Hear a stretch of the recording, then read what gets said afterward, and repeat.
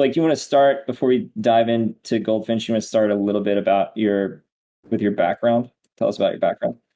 Sure thing. So, my background is largely in tech and products. So, me and my co-founder Mike, we actually known each other since freshman year of college. So, we've known each other for like over 17 years at this point, and both of us were into crypto. We were both working at Coinbase before starting Goldfinch. We started Goldfinch in July of 2020. We were working at Coinbase in 2018, there for a couple of years. And before that, I worked as an engineer here in the Valley at a healthcare company called Hint Health. Mike was the head of data science at Medium, the blogging platform. And he's also been working here, working at other companies, Adobe and Typekit, among others. So a lot of tech and product background for me and my co-founder. Okay, cool. How big is your team now? Team is about 20 full-time employees, then probably another 4 or 5 full-time contractors, filled with mostly people from top-tier tech companies, places like Airbnb, PayPal, Yelp, and we also have a lot of great finance people on board, people from Goldman Sachs, people from Morgan Stanley, people from Lendable. And so it's a really high quality team. Goldfinch has been backed by A16Z on a couple rounds. We've raised over $36 million from them, as well as other top tier VCs in the space. And it's a really great team. I'm excited to work with them every day. Yeah, that's incredible. Or it sounds incredible. How long ago did you guys launch? I'm a bit green on Goldfinch, admittedly. Sure thing. So yeah, so I said we left Coinbase in July 2020. We did a first kind of like super private beta thing in like December of 2020, getting our first loans out the door. And then we kind of launched publicly in July of 21. And so it's been live since then, whatever that is, 10 months or so. Mm-hmm. Okay, cool. And it sounds yeah, sorry. Go ahead. I just had a question. Like, I know a little bit about what you're doing. It's ultimately it's like a kind of a credit protocol, right, for like uncollateralized loans in crypto. But I think you mostly have like kind of more developing countries in mind, right? Yeah, totally. I would be interested in how this idea was born, or if there was anything specific that prompted that. Yeah, definitely. So, Mike and I, we've been into crypto for a while. We were at Coinbase since 2018. We kind of saw like while we were working there, some of the early beginnings of DeFi, just as it was starting to take off. And so kind of like late 2019, early 2020, we were getting really excited about these possibilities of DeFi. We were seeing these green shoots. It was like, oh, there's like a couple $100 million in DeFi. This is crazy, Yeah. And we were like, this is going to be huge. We want to start a business in this area. And, we saw what Compound and Aave were doing, where they were doing these over-collateralized loans on chain, and they were having a lot of success. And that was cool, but we were like, man, what's going to be 1,000 times bigger than that? Figuring out how to do real loans where there's actual, people take risk, right? And the loans are not over collateralized assets on chain, because most people in the world, if they're taking a loan, it's because they don't already have the money, right? And so Compound serves really well this actually very niche use case of like margin trading and people wanting to borrow against highly appreciated assets, which is great. And that's, work to the tunes of billions of dollars. But the market, we're going after is just real world economic activity. And that's trillions of dollars. And so, we saw that and we said, okay, we have to figure out how to do this in like a decentralized way, because we knew that crypto and DeFi are going to be the future of finance, right?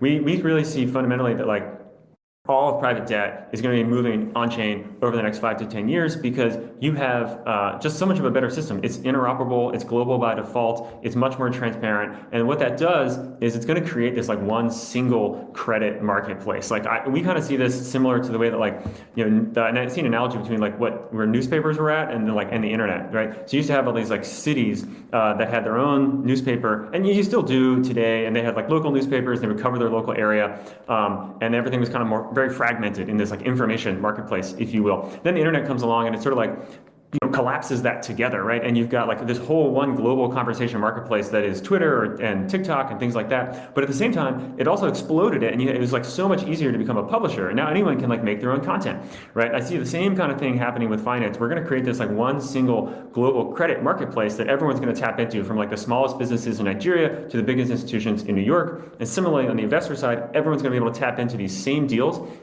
We think Goldfinch is going to create this marketplace for credit. We are going to be powering all of this activity, and in order to do that, you can't just be doing this one over collateralized lending thing where people have assets on chain. That's just not how the world economy operates. Right. But that's the future we saw, and we wanted to build a system that could do real loans in an undercollateralized, or I say undercollateralized. That's actually not the term we like to use. Everything is in fact on Goldfinch collateralized. It's secured by off-chain assets, income, and reputation, as opposed to being secured by on-chain liquid assets. And so fundamentally, we kind of see the Goldfinch protocol as like this human coordination engine for assessing risk and allocating capital. And I'm happy to talk about how we do that at a technical level, but that's some of the origins and the things we were seeing.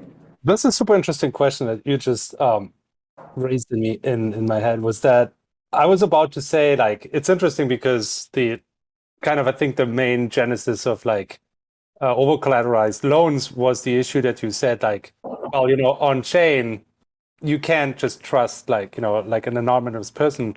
So that's why you want this kind of over collateralization, right? And then basically in your system, it's you solve that issue by just having someone else. We can talk about the mechanics a little bit later, but someone being willing to take on that risk, right? In return for gains, basically for profit. But then you just mentioned that there's a system with reputation, and could you do that a little bit? Yeah, sure. So, a couple things there. So, Goldfinch, the borrowers who come on, I think it's very important to set some context and just who the customers are, right? And I think that'll help explain some things. So, the businesses that Goldfinch works with are fintechs around the world. They're fintech lenders, actually.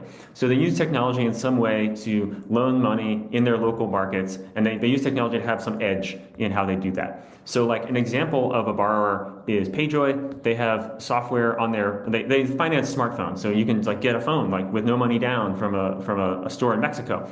And then you pay that phone off over 2 years. PayJoy has smart software on that phone that will shut off the phone if you don't pay.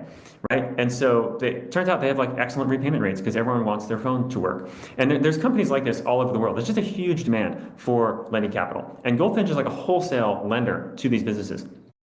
And so, they borrow actually fairly large sums of money from us, $5, 10, even $20 million at a time.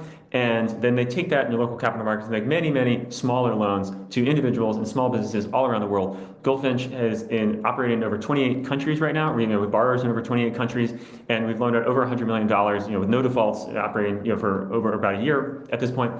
And these businesses are caught in this.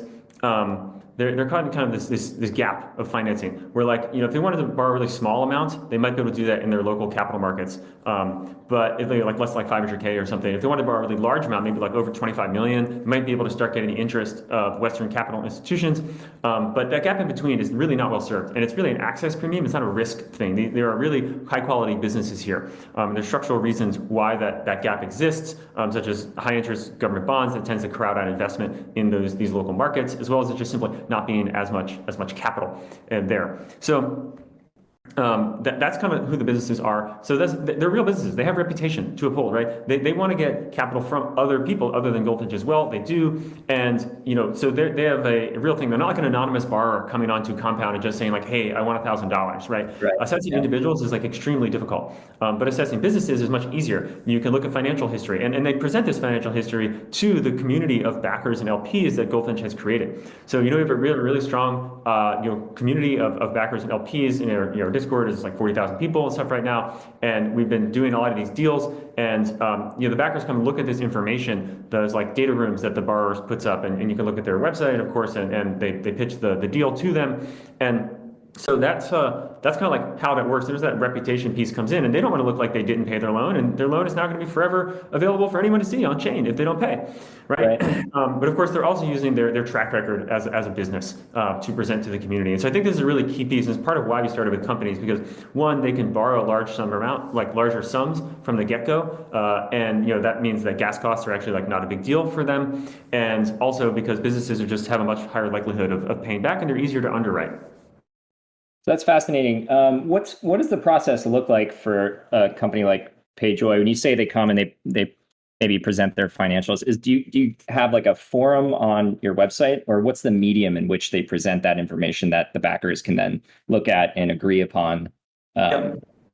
Yeah. So today they can go into the Goldfinch DApp, and they actually like link out to information that they provide, and they put some information on the DApp itself about like basic information about the loan. They link out to like a Notion page that has like a ton of info about themselves. That's kind of the way that works. They also sometimes will create Telegram chats, and they've done YouTube AMAs, and they create channels in our Discord where they can be answering questions from the backers and the people in the lead up to the pool actually opening. So all of those channels are available to the backers to make sure they're making an informed decision. I think another thing that's important to recognize, we also work with credit funds, and credit funds are a big channel for Goldfinch. So credit funds are out there in the world sourcing deals, originating deals, underwriting deals all the time. That's what they do professionally. But they still also want to tap into this brand new source of capital that is DeFi. And so they come to Goldfinch, and they basically kind of syndicate a deal out. They've already structured it legally. They've already talked with the borrowers, and they know this is a quality deal. And then they basically syndicate that deal out to the backers and LPs of the Goldfinch community. And so that is another great way that the backers can get confidence that this is a quality deal, because they're working with a quality credit fund that also has a large track record that they can look at. That's highly interesting. And the backers, that role of a backer in that system, what type of people are these? Or is this more like a lot of crypto individuals, just people like you and me looking to earn yield on stablecoin. It's a mix of them. We have some people who are kind of more traditional finance people who are just really interested and excited by what Goldfinch is doing and how we're kind of closing this financing gap that exists throughout the developing world. I think it's just important to say we're really here because we are just like so excited to be bringing crypto to the real world. Like we're bringing on net new businesses and new people to the crypto ecosystem like every week, and they are setting up MetaMask accounts and like getting set up on exchanges, and like they're tapping into DeFi. They're doing real stuff here. We're not handholding them. We're not doing custody assets for them. They are using DeFi and interacting with our smart contracts directly, and like we're super excited about that. And like every time they pay interest, that's net new money from outside in the world that's generated by real economic impact and value, and it's just coming into the crypto and DeFi ecosystem. So I feel like every day we're just like bringing more of the world into the DeFi space, and we're like super pumped about that. And it also means that the yields that are generated by Goldfinch are totally uncorrelated with the rest of the crypto market, which is a really unique offering. Most people, everything else in the crypto space is just like so reflexive and self-referential, right? And like when the crypto markets go up, everything goes up. When they go down, everything goes down. But in Goldfinch, like we're still offering 8.5% yields on the senior pool, which is diversified, safe, liquid yield. And if you're a backer, you can be getting 17, 20% fixed USDC yield. And that's not us subsidizing. That's not us throwing tokens at it. That's just like the real, honest to God yield that is being generated by these deals. And like, it's awesome. And this is amazing, because I was just about to say that I think to me, like the most amazing part is that it actually ties like kind of the outside, I don't want to say like real, but like the kind of the economy like outside of crypto, right? Ties it like really tightly into this into crypto. And it's I think one of the first, or if not the first, kind of that type of bridges that I've seen. Yeah, totally. And that's one of the things we really wanted to do from the beginning. Like we really believe in this future of DeFi and think that that's where all this economic activity is going to go. And like, I also think that unless we figure out how to do this bridging efficiently and well, then DeFi is going to have a ceiling. Like I don't think it's going to cap out at somewhere here. Like we have to bring in the rest of that economic activity in order to keep growing crypto and the rest of the DeFi space. Yeah, you're doing God's work, Blake. Could you talk a little bit more about the differences between the junior pools and the senior pools? Yeah, so this is really key. So the kind of mechanically how this works, each of those borrowers who I was mentioning, they create what we call a borrower pool. And that borrower pool has two tranches in it. It has like a junior tranche and a senior tranche. And so this corresponds to these two different participants in the ecosystem that we call backers and LPs. I've kind of been referencing them a lot. Let's dive into what they are. So backers are the ones that are kind of actively assessing the deal. And they decide, okay, I'm putting my money up into this junior position. And that tells the ecosystem, it tells the protocol, like this person believes in that deal. In fact, they're putting their money where their mouth is, and they are going to be the first loss piece here. And so that means that the backer would lose all of their money before the senior pool loses any of its money. And so the backer is kind of staking their USDC here, and the senior pool, which is this single aggregated pool that LPs put their money into, it's a more passive pool. It is diversified across all of the deals that we have, and it's highly liquid. And so if you want that, that's cool. You're an LP, you put your money in there. And based on the signals we're getting from the backers who put capital in, the senior pool will allocate additional capital on top at like what we call like a leverage ratio. And that leverage ratio is determined by how many backers are in a given pool. And so it's, we kind of come to this idea of like trust through consensus, right? If we're seeing a bunch of backers putting money into the pool, that can increase the leverage ratio, which means more senior capital is going to come in. And then there's this interesting economic alignment here where the senior pool takes 20% of its interest is reallocated to the backers. And so this gives the backers an economic incentive to do the work of assessment and also for taking that risk of being the first lost piece. And that's why I was saying the backers can get these really attractive rates of return around 17+% USDC, because they're getting that 20% carry, if you will, from the senior pool. So it's almost like they're running their own credit fund, except they didn't actually have to create a fund, they didn't have to raise any money, but they're doing that core thing that like fund managers get, which is like getting that carry for being able to take a position and try and help direct capital. But it's happening in this decentralized way where no individual person is actually directing that capital. Gotcha. That's pretty awesome. Love the whole design. Could you talk a little bit more about the GFI token, how that comes into play? Sure thing. So right now, the GFI token is used in a liquidity mining aspect. So participating as either a backer or an LP will receive additional GFI rewards on top.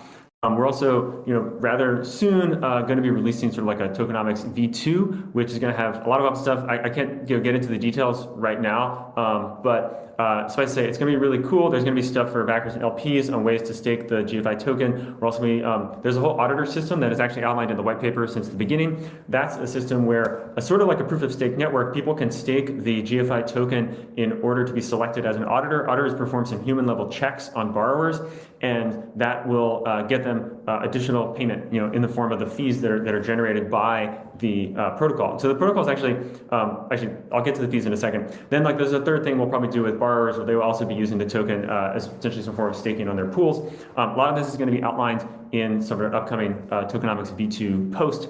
And then maybe while we're on the topic here, it's important to discuss the fees the protocol generates. So the protocol generates 10%, or it takes a 10% cut of interest that comes into the protocol. We also have a 0.5% withdrawal fee for LPs to help encourage long-term capital and take away some security vectors to try and deal with certain flash loan attacks that would be possible. And so there's those two things. We're soon going to be launching some secondary markets for these junior backer positions, allow people to trade those tokens. The protocol may take a small cut of the volume there. And so the protocol is already making over 100K a month in USDC revenue. And that's something that also is great for the protocol, and will help further its growth and be a good source of revenue for token holders when it. Awesome. So how did you the current the liquidity that you're sourcing for GFI currently, that's just through this liquidity mining program? You said the GFI, sorry, that we're sourcing for liquidity? Yeah, you guys have, so you have a liquidity mining program right now to try and generate liquidity for the token, but I guess I'm trying to tie it back to, I'm not quite as elegant as CJ, our usual lead on the spotlight, but trying to tie it back to how it would be advantageous for you guys to have a token reactor, obviously that would generate some liquidity, but just talk a little bit about the current liquidity mining program, or do you have concerns about token emissions, or how's that working? Yeah. So, I mean, the token emissions they're going throughout the world. We're not like super concerned about that, like, it's going to be like way too much or anything. We actually have a mechanism in place where as capital flows into the pool, the emissions will be decreased, and to try and help control that. And so we're going to be releasing other things around staking and stuff to be creating more sinks for the token. But yeah, I mean, so the GFI token, right, it does not have a ton of liquidity. It is trading on Coinbase right now, as well as some other exchanges.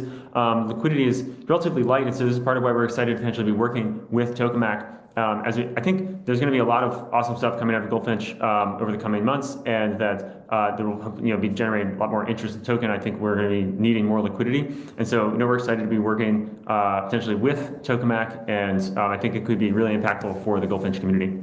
Gotcha. And your current DEX pool, it's on Uniswap, just assuming? Yes, we have some stuff on Uniswap V2 as well as the decentralized exchanges. Yeah. Gotcha. Okay, cool. All right. Well, this has been fascinating. Tokemek, do you have some more questions? Trying to think of what else we can discuss right now. We do have the Core 3 channel. And just yeah, there's not so on my end, I don't have any specific questions. I'll just gonna check the Core 3 chat real quick if there's any questions. There's definitely some, I guess, and I don't have the most complete, well-rounded understanding of Maple Finance, but how would you say you differentiate yourself from Maple?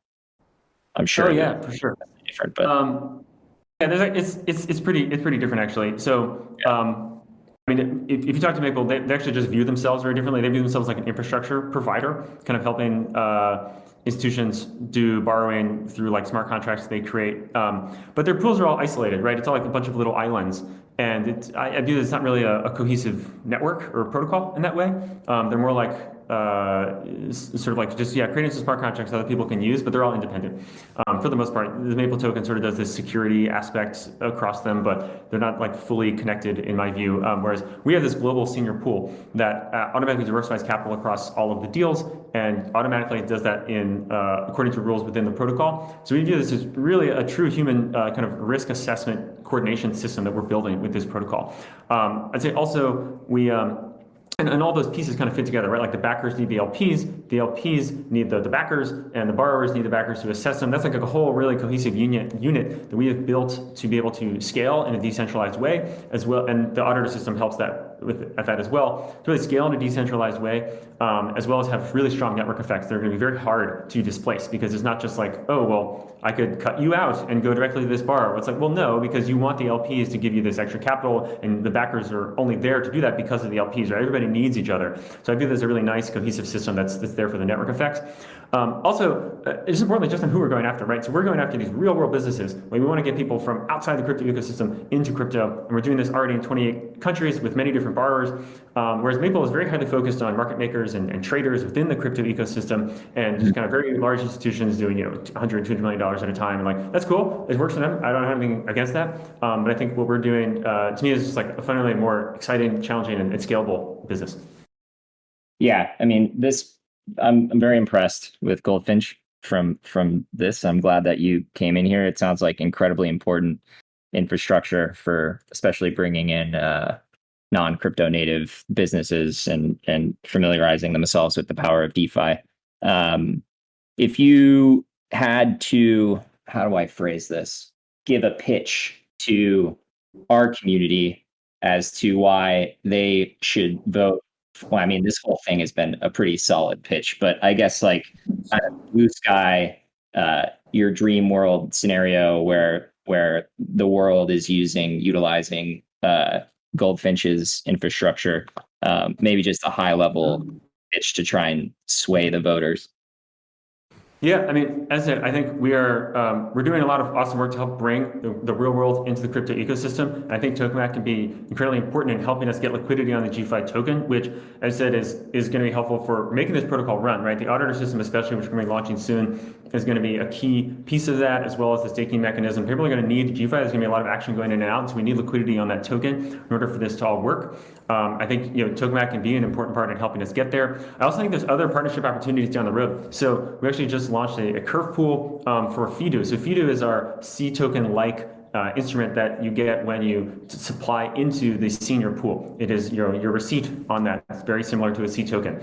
And there's also these other pools where you want to allow for secondary market access that we just launched one on Curve. And I think that could be another great partnership opportunity with Tokemak down the line to create a lot of liquidity on the FIDO asset itself. And so I think there's other synergies and ways we can be working together in the future as well.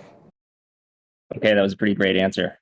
Well, do we have any more questions from the audience in the core channel? Doesn't look like we have too many. Like, I really appreciate you coming in here. Tokemak, do you have any additional last questions before we part ways? No, I thought it was great. Like, fantastic. To be honest, I knew about Goldfinch. I had never like really taken a deep dive. But I'm certainly will now.